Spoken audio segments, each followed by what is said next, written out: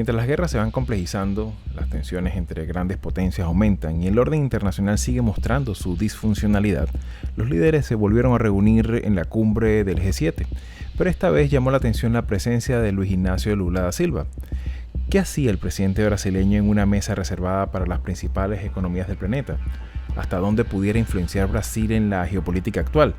¿Está Lula hablando en nombre de Brasil o intenta proyectarse como la voz de América Latina?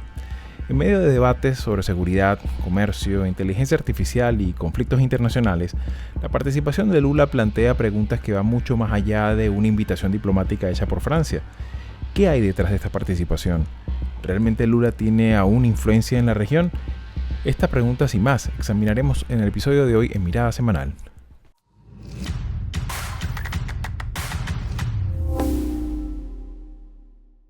Y bien amigos, sean todos una vez más bienvenidos a Mirada Semanal. Y bueno, para esta semana ha sido como uno de las, dentro de tantas noticias, pues, la realización de este grupo, este G7, que es un grupo que muy selecto que se reúne en esta ocasión y que particularmente en esta ocasión tuvo como, por invitación del presidente francés, Emmanuel Macron, la participación de Lula da Silva como la principal figura representativa de la región. Y en ese sentido me gustaría un poco ver un poco tu apreciación general, Marisabel, porque claro, es una reunión que se da en un momento muy neurálgico en muchos aspectos. Está este tema todavía incierto de un acuerdo de paz en Irán. Las hostilidades pues están en un suspenso, no tan solo por la significación global que esto tiene a nivel de los precios del petróleo, sino también por lo que pudiera implicar en esta región que lejos de tener más seguridad pareciera estar en un punto mucho más inseguro, ¿no?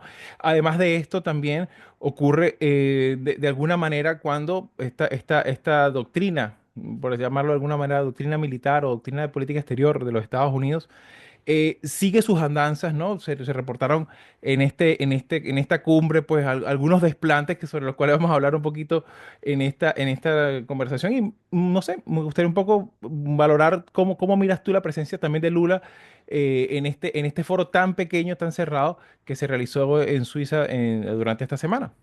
Bueno, la presencia de Lula, como bien lo dices, obedece a una invitación que le hizo el país anfitrión, Francia, y que generalmente se invitan a líderes de otros países que no son miembros del grupo. Y en esta oportunidad estuvo Brasil, además de India, Kenia y Corea del Sur y Egipto, ¿no? Y bueno, lo interesante es justamente el hecho de que Lula es la representación solitaria de Latinoamérica en ese grupo, ¿no?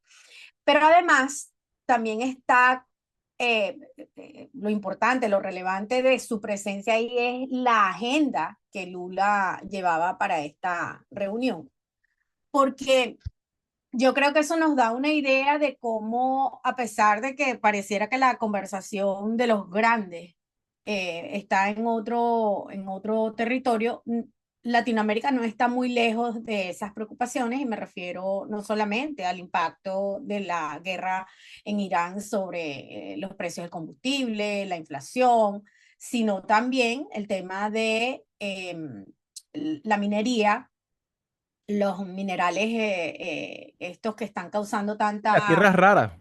Ujú. fricción entre Estados Unidos y el resto del mundo. Y por supuesto el tema de la regulación sobre inteligencia artificial.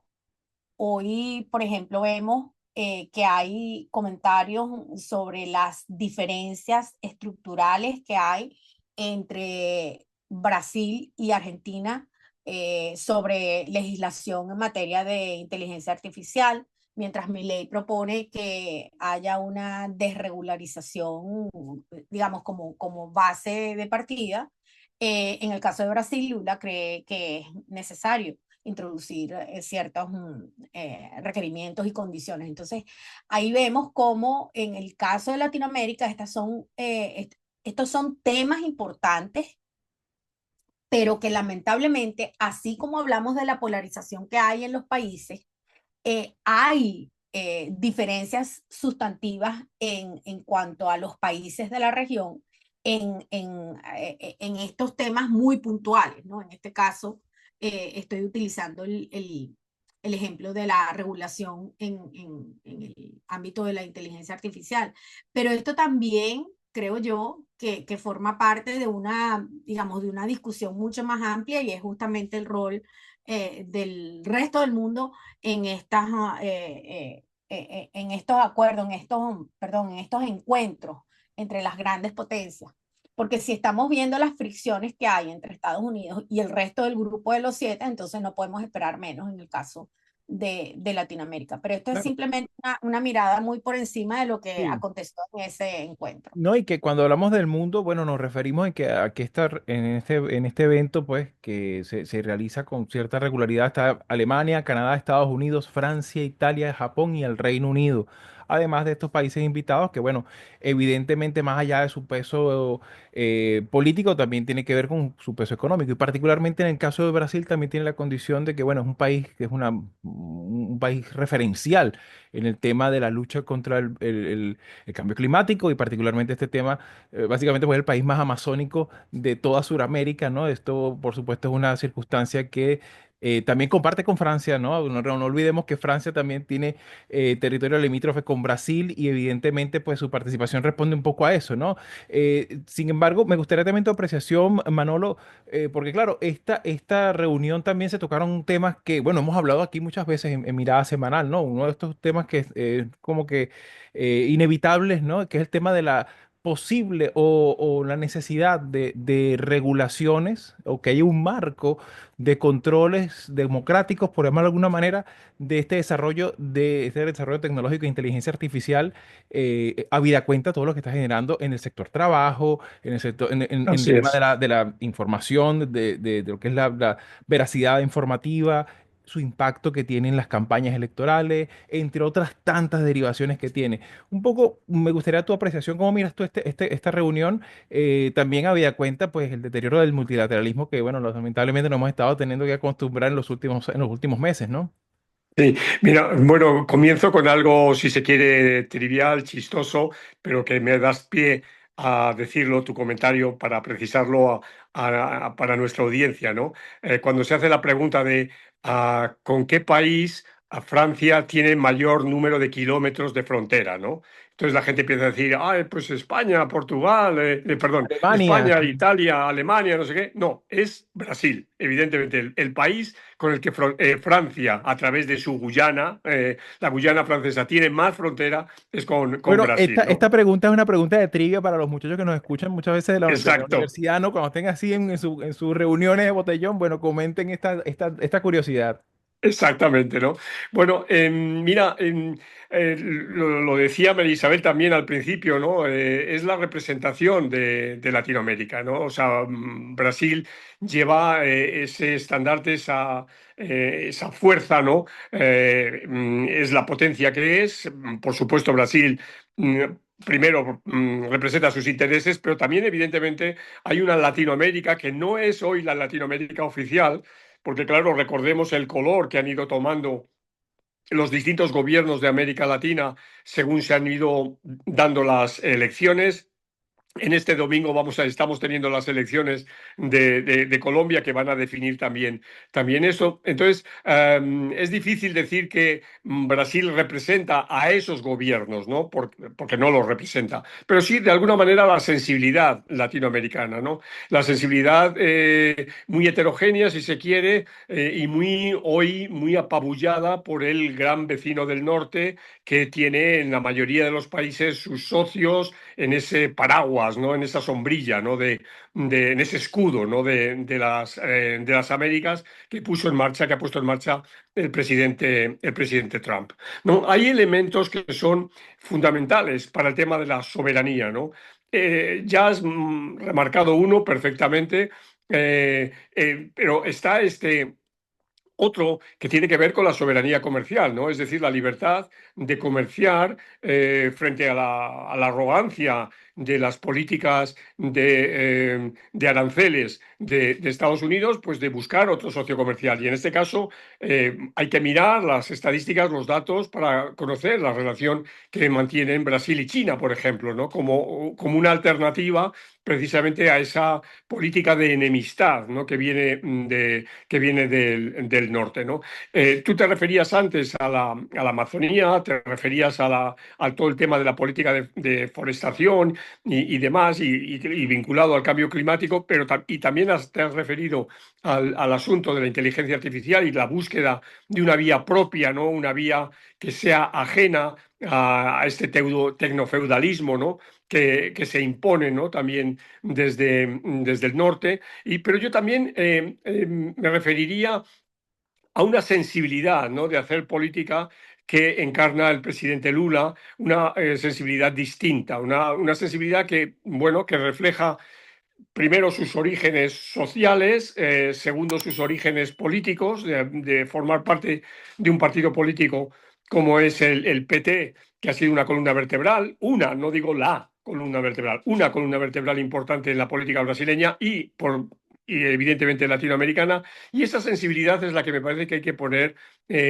sobre la mesa, ¿no? Yo creo que esas voces distintas, esas voces de sensatez, esas voces que claman por una solidaridad, por un desarrollo. Hay que volver a repetir las palabras con las que terminó el discurso Lula en la Asamblea General de Naciones Unidas hace 9 meses, en septiembre pasado, ¿no? A propósito de cómo el desarrollo significa políticas de salud, políticas de educación, políticas de vivienda, es decir, políticas de bienestar, ¿no?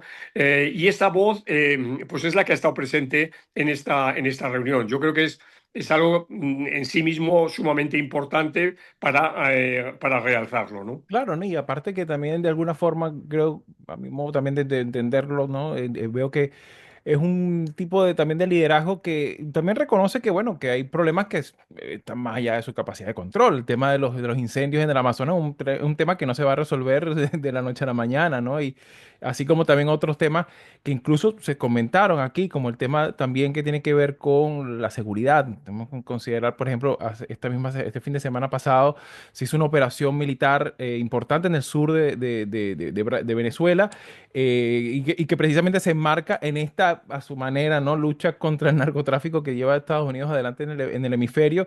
Y los señalamientos también se aprovecharon en el marco bilateral de, bueno, pero ¿qué tanto está haciendo Lula con el tema este del PCC o Comando Vermelho en materia de crimen organizado? También eso fue un tema de mucha fricción, sobre lo cual les invito a nuestros amigos escuchas a seguir la conversación de estos temas para la semana que viene, porque nos va a acompañar, ya le diremos en su momento quién va a ser, pero una persona que estuvo allí en esta reunión del G7 y nos puede dar un poquito más en detalle de todos estos temas, sobre todo porque se tocan cosas que obviamente va más allá de lo estrictamente de la esfera de influencia del Brasil, que es la región entera.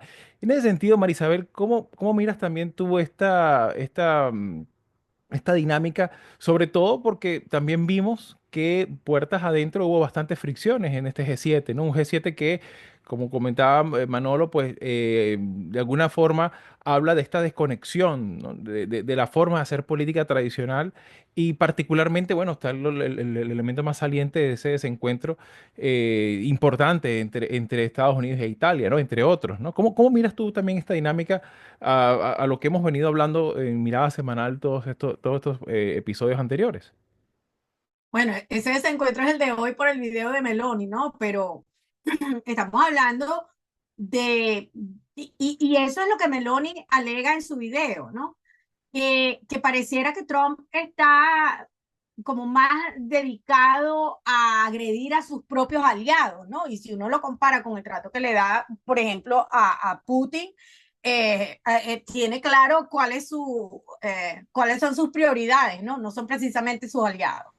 Pero creo que en este escenario, en la reunión, en el encuentro del Grupo de los Siete, lo que quedó claro es que para la coalición, para ese grupo de países, Estados Unidos no solamente decidió eh, intervenir junto a Israel en este ataque a Irán, sino que ignoró lo que durante años ha sido uno de los frenos, no solamente para Estados Unidos, sino para el resto de los países, sobre la posibilidad de atacar a Irán. Y es justamente lo que pasó, que fue el cierre del estrecho de Hormuz, entre otras cosas, porque eh, estamos en manos de un gobierno, digo, aquí en Estados Unidos, dirigido por una persona que no tiene experiencia en política exterior,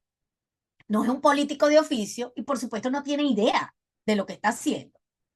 No es un estadista y a pesar de que hubo quienes le advirtieron, específicamente los militares le advirtieron cuáles eran las consecuencias de ese ataque, porque cuando ellos le presentan los distintos paquetes, eso va junto con las consecuencias. Y él sabía, pero él desestimó eso porque él cree que él se las sabe todas. Entonces, claro, el problema está en que él no solamente involucró a Estados Unidos en un conflicto de grandes dimensiones, sino que arrastró a buena parte de Europa en un Una Europa enfrentamiento. que sí realmente está a tiro de piedra, nunca mejor dicho, de Irán, Además, ¿no? fíjate todos los problemas que hay ahorita en Europa por el tema del combustible. Claro. Mientras estuve allá en esa semana en el Congreso de LASA, nosotros no tuvimos aire acondicionado un solo día y la explicación que nos dieron es que no pueden estar utilizando más allá de un mínimo diario de kilovatios, en fin. Y ahorita una de mis colegas que se quedó y está viajando por toda Italia es la misma situación.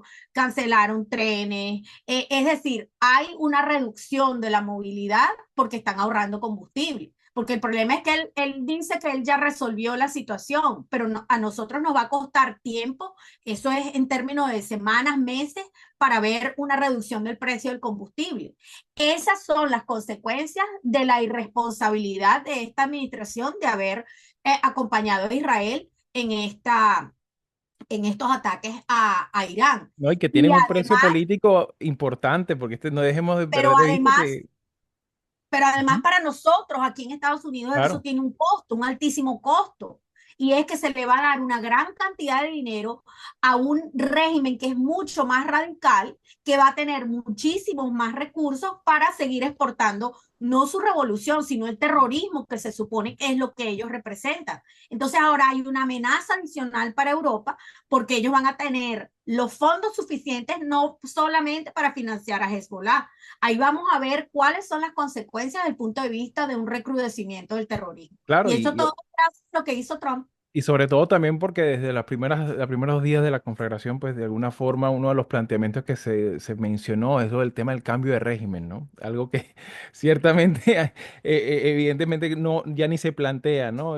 Sin embargo, bueno, estaremos muy atentos a cómo se va desarrollando ese conflicto, pero bueno, volviendo un poco al G7 también me gustaría un poco tu apreciación, Oye, Manolo. perdona, Xavi, lo del cambio de régimen, ¿estabas pensando en otro país también? Bueno, también vendría a colación el tema, ¿no? Porque estamos hablando precisamente de este hemisferio y en ese sentido, hablando, digamos, de cambios de régimen de forma democrática, también el Brasil tiene elecciones este año, ¿no? Y que Sí, particularmente esa es una elección en la que de alguna manera, y eso lo vamos a, también a evaluar con los próximos programas, Estados Unidos ha tenido una notoria participación, por no decir injerencia, en las preferencias electorales. Evidentemente está la figura de Flavio Bolsonaro sonando, y en ese sentido, pues evidentemente hay un componente de política doméstica con el que se ve este encuentro, ¿no? ¿Cómo miras tú exacto, sí. particularmente esta dinámica a pocos meses, semanas de esta elección, ¿no? Bueno, exactamente el primer domingo de octubre, ¿no? Va a ser una elección absolutamente fundamental. Lógicamente, lo primero para Brasil, bueno, se vuelven a enfrentar no dos personas iguales, sino dos apellidos iguales. En este caso es el hijo del que fue presidente, y Lula que busca la reelección, ¿no? Las encuestas vuelven a mostrarnos un panorama muy, muy ceñido, con unas veces aparece que Lula saca una ventaja, otras veces aparece que Bolsonaro la saca, o sea, queda todavía tiempo, pueden pasar muchas cosas, quedan exactamente 3 meses y pico para estas elecciones, pero digo son fundamentales. A nosotros casi nos corresponde más analizar la repercusión a nivel regional, ¿no? Este es un programa que lleva por título y que hablamos de América Latina, y yo creo que para América Latina son trascendentales, ¿no? Porque es romper esa hegemonía de la que estábamos hablando antes, en el caso de que gane Lula, o sea, mantener una nota discordante importante, muy importante por ser Brasil, junto con Uruguay, que serían las dos notas que serían absolutamente diferentes, que sonarían de manera totalmente distinta frente a lo a la marea, ¿no? Que ha venido de un color político completamente ajeno. Y sobre todo, además, en esto que también has citado, y es la injerencia, ¿no? De Estados Unidos en estos procesos electorales, ¿no? Como ya ocurrió con Con las elecciones de Honduras. medio término, bueno, claro, pero empezaba antes, con las elecciones de medio término en Argentina. Recordemos los famosos 20.000 millones de dólares al gobierno de Milei, y luego, como bien has dicho, las elecciones de Honduras, las elecciones evidentemente de Costa Rica. Ha habido injerencia muy claramente en la elección colombiana, al apostar por de la Espriella, Trump y el gobierno norteamericano. Bueno, están apostando por un ciudadano que es norteamericano, claro, lógicamente, ¿no? De alguna manera también, si se quiere, de una manera mucho más velada, ¿no? En el caso peruano, ¿no? Entonces, ahora la injerencia vuelve a ser clara, la apuesta de Trump en favor de Bolsonaro es nítida, y esto pues señala claramente, digamos, el terreno de juego, ¿no? Marca perfectamente el terreno de juego. Cuando nos referimos a que el factor americano, el factor del amigo americano, por citar aquella famosa película, ¿no? Creo que fue de Wim Wenders, ese amigo americano es absolutamente fundamental, ¿no? Porque inclina la balanza hacia un lado o hacia otro en un momento particularmente de zozobra como en el que estamos viviendo, donde se mezclan muchas otras cosas, ¿no? Hablábamos antes de la inteligencia artificial y de la regulación de la inteligencia artificial. Es evidente que la administración norteamericana no es neutral en ese sentido, tiene una decisión tomada muy claramente, y que Milei representa y hace de lacayo de esta posición, frente a una posición mucho más soberana, mucho más propia, que es la que defiende el gobierno de Lula. Por eso digo que estas elecciones van a ser especialmente interesantes, ¿no? Sí, en muchos aspectos, particularmente con este tema que creo que podríamos buscar hacer un espacio monográfico para alguna otra ocasión, ¿no? Porque tiene varias vertientes, ¿no? El tema de la inteligencia artificial creo que toca como muy pocas cosas, toca casi que todos los órdenes de la vida en sociedad que de nuestro tiempo, ¿no? Y particularmente en el caso de la política, pues no es nada más el tema estrictamente regulatorio. Muchas veces los gobiernos no saben muy bien por dónde agarrar la cosa, ¿no? Y sobre todo porque también lo están incorporando. El caso de Estados Unidos es evidente que también está incorporando en la administración pública ya mecanismos de inteligencia artificial de aquella manera. En algunos casos ha funcionado para detectar algunos temas de evasión fiscal, etcétera, pero hay otros que en la parte de vigilancia ciudadana o sea, asuntos policiales o incluso en materia del despliegue militar que ha puesto en marcha Estados Unidos, ha incorporado el tema de la inteligencia militar de la inteligencia artificial en el ámbito militar. Entonces, claro, todas estas cosas sería interesante hacer un monográfico más adelante. Y también, bueno, de verdad, agradecer a nuestra audiencia que particularmente este tema, quisiera hacer una recomendación para no olvidar esta sección que causó cierta simpatía. Las recomendaciones. Uno, particularmente quisiera recomendar a propósito de este tema de la tecnología y la inteligencia artificial, esta semana salió publicado un artículo en Latinoamérica 21 de nuestro querido amigo Jesús Delgado Valeri. Se llama La narrativa del fraude y su chivo expiatorio, es decir, la tecnología, ¿no? Y un poco este planteamiento lo voy a colocar aquí de enlace. Ciertamente creo que enriquece un poco a la luz de la política, de las preocupaciones que nos está dando esto con el tema electoral, como muchas veces este tema se plantea como una amenaza a nuestra forma de comprender la autoridad democrática, ¿no? Y en ese sentido, pues me gustaría un poco también conocerle sus recomendaciones para nuestra audiencia, porque este es un tema que es muy picante. No sé cómo lo miras tú, Marisabel.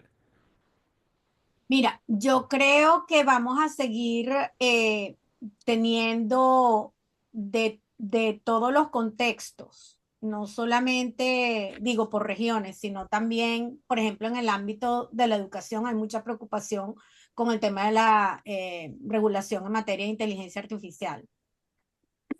Hay serias dudas sobre si todos los gobiernos están entendiendo el problema de la misma manera. Y justamente ese era digamos, la percepción que hay sobre cómo se ve desde el gobierno de Milei el tema de la inteligencia artificial. Lo están viendo como el potencial para aumentar oportunidades de negocio y de inversión en Argentina. Peter Thiel se está mudando para Buenos Aires, ya compró una casa, entonces se está viendo cómo toda esa apertura a través de la desregularización, o al menos la promesa de que no va a haber limitaciones para este tipo de inversiones, mientras que lo que hace Lula es llamar la atención a la necesidad de que esto sea un compromiso de todos los países, porque si vamos a tener esas islas de libertarios ofreciéndole entonces a los grandes inversores inversionistas que aquí pueden venir a hacer lo que quieran y no van a tener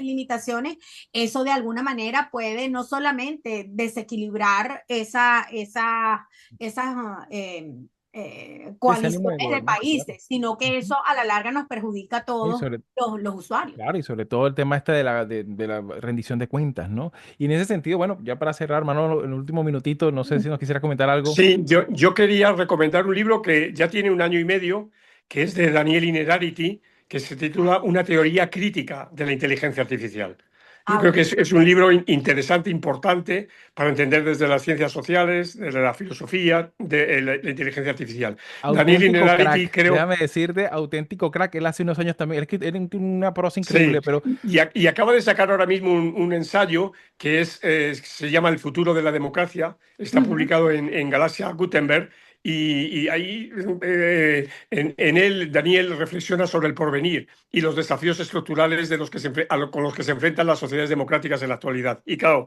uno de ellos, evidentemente, es este tema de la inteligencia artificial. Excelente. por supuesto, de verdad, una recomendación adicional está también un libro que es un ensayo de él de hace ya un buen tiempo, es de La Sociedad Invisible. Fantástico, fantástico. Se lee de una sola pasada, increíble. Así que bueno, mis queridos, estaremos muy atentos a lo que vaya desarrollándose y como les comentaba sobre Brasil, ya vamos a empezar a entrar en tema ante la proximidad de esta elección presidencial tan importante y bueno, estaremos muy atentos a lo que vaya ocurriendo en nuestra región, una vez más en Mirada Semanal el próximo domingo. Venga, buena semana. Entonces, Hasta aquí te interesan estos temas, puedes ayudarnos a seguir haciendo estos vídeos dándole like, compartiendo, comentando y suscribiéndote al canal de YouTube de Latinoamérica 21. Puedes acceder también a todos nuestros episodios entrando en nuestra página web latinoamerica21.com/podcast y en las principales plataformas de audio. Subimos videos nuevos todas las semanas, así que nos veremos en Mirada Semanal muy pronto.